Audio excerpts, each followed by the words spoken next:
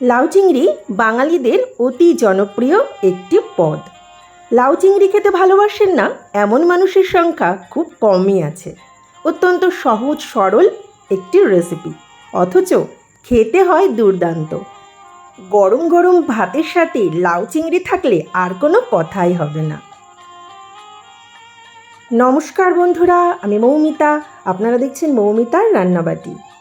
আজকে আমি আপনাদের সাথে বাঙালির অত্যন্ত প্রিয় লাউ চিংড়ির রেসিপি শেয়ার করব।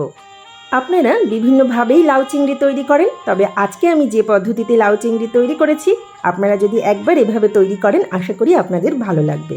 তাহলে চলুন রেসিপিটি শুরু করি। লাউ চিংড়ি তৈরি করার জন্য আমি এখানে একটা মাঝারি সাইজের লাউ ভালোভাবে কেটে ধুয়ে পরিষ্কার করে নিয়েছি। লাউটাকে আমি খুব পাতলা পাতলা করেই কেটে নিয়েছি। এখানে 300 গ্রাম মাঝারি সাইজের চিংড়ি ভালোভাবে কেটে ধুয়ে পরিষ্কার করে নিয়েছি। এবার লবণ হলুদ মাখিয়ে নেব। দিয়ে দিচ্ছি হাফ চা চামচ হলুদ গুঁড়ো, আর দিয়ে দিচ্ছি 1/4 চা চামচ লবণ। লবণ হলুদ দিয়ে চিংড়িগুলোকে খুব ভালোভাবে মেখে নেব। গ্যাসে একটা কড়াই বসিয়ে দিয়েছি, আর এখানে দিয়ে দিচ্ছি 3 টেবিল চামচ সর্ষের তেল। আপনারা চাইলে সমপরিমাণ সাদা তেলও ব্যবহার করতে পারেন, তবে সর্ষের তেলে এই রান্নার টেস্টটা বেশি ভালো হয়। তেল গরম হয়ে গেছে, এবার এখানে দিয়ে দিচ্ছি আগে থেকে লবণ হলুদ দিয়ে মেখে রাখা চিংড়িগুলোকে।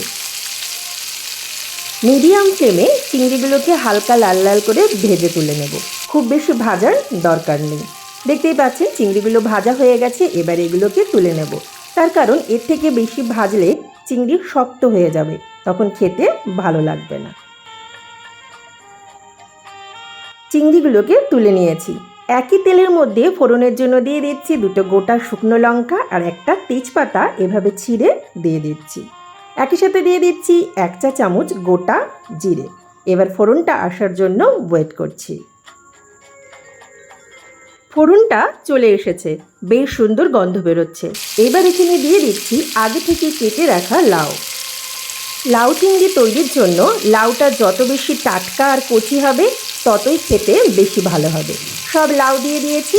এবার এখানে দিয়ে দিচ্ছি 1 চা চামচ হলুদ গুঁড়ো। একই সাথে দিয়ে দিচ্ছি স্বাদ মতো লবণ, আর দিয়ে দিচ্ছি বেশ কয়েকটা চেরা কাঁচা লঙ্কা। কাঁচা লঙ্কাটা আমি আগে দিতে ভুলে গিয়েছিলাম। এইবার এই সব কিছু খুব ভালোভাবে মিশিয়ে নিচ্ছি। সব কিছু খুব ভালোভাবে মিশিয়ে নিয়েছি। দেখতেই পাচ্ছেন লাউ থেকে বেশ খানিকটা জল বেরিয়েছে। এই রান্নাতে আলাদা করে জল দেওয়ার কোনো প্রয়োজন নেই। গ্যাসের ফ্লেম মিডিয়ামে দিয়ে লাউ 1 থেকে 1.5 মিনিট রান্না করে নিয়েছি। দেখুন লাউ থেকে আরও বেশ খানিকটা জল বেরিয়েছে। এবার এখানে আমি কিছু মশলা অ্যাড করব। প্রথমেই দিয়ে দিচ্ছি 1 চা চামচ জিরের গুঁড়ো। একই সাথে দিয়ে দিচ্ছি 1 টেবিল চামচ আদা বাটা। এইবার এই সব কিছু খুব ভালোভাবে মিশিয়ে নিচ্ছি। লাউ চিংড়িতে আদা বাটাটা পরে দিলে এই ফ্লেভারটা দারুণ আসে। সব কিছু খুব ভালোভাবে মিশিয়ে নিয়েছি। দেখুন লাউয়ের মধ্যে এখনও কতটা জল রয়েছে। এই জলেই লাউ ভালোভাবে সেদ্ধ হয়ে যাবে। এইবার এখানে দিয়ে দিচ্ছি আগে থেকে ভেজে রাখা চিংড়িগুলোকে। একই সাথে দিয়ে দিচ্ছি 1 চা চামচ চিনি। চিনি দিলে লাউ চিংড়ির টেস্টটা বেশি ভালো হয়, তবে আপনাদের অসুবিধা থাকলে চিনি বাদ দিয়েও দিতে পারেন। চিনি দিয়েও সমস্ত কিছু খুব ভালোভাবে মিশিয়ে নিচ্ছি। এবার গ্যাসের ফ্লেম হাইতে দিয়ে লাউ কিছুক্ষণ রান্না করে নেব। এই জলটাকে শুকিয়ে নিতে হবে। লাউ প্রায় সেদ্ধ হয়েই এসেছে। লাউ চিংড়ি অত্যন্ত সাদা মাটা একটা রেসিপি, কিন্তু এর স্বাদ অতুলনীয়। যে কোনো রান্নাকে টেক্কা দিতে পারে। আর বাড়ির ছোট থেকে বড় সকলেই লাউ চিংড়ি খেতে পছন্দ করে। তাছাড়া এই রান্নাটা করতেও খুব বেশি সময় লাগে না। দেখুন লাউয়ের জলটাও শুকিয়ে এসেছে, আর লাউটাও ভালোভাবে সেদ্ধ হয়ে গেছে। এবার এখানে দিয়ে দিচ্ছি বেশ কিছুটা ধনেপাতা কুচি। তবে ধনেপাতা কুচিটা পুরোপুরি অপশনাল, আপনাদের হাতের কাছে না থাকলে নাও দিতে পারেন। ধনেপাতা কুচি দিয়েও সব কিছু খুব ভালোভাবে মিশিয়ে নিচ্ছি।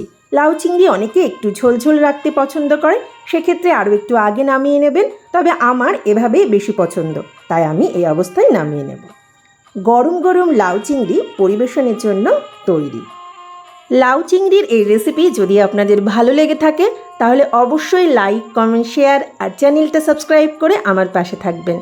আর হ্যাঁ, পাশে থাকা বেল আইকনটি প্রেস করে অল অপশনটি অবশ্যই অন করে রাখবেন। তাহলে আমি যখনই নতুন কোনো রেসিপি আপলোড করব সাথে সাথে আপনাদের কাছে নোটিফিকেশান চলে যাবে। লাউ চিংড়ি আমি গরম গরম ভাতের সাথে পরিবেশন করে দিয়েছি। তবে শুধুমাত্র ভাত নয়, গরম গরম রুটির সাথেও এই রেসিপি দারুণ লাগবে। তবে ভাতপ্রেমী বাঙালির কাছে গরম ভাত আর লাউ চিংড়ির রেসিপি বেশি জনপ্রিয়। তাই আর ভাবছেন কি, বানিয়ে ফেলুন লাউ চিংড়ির এই রেসিপি। ধন্যবাদ।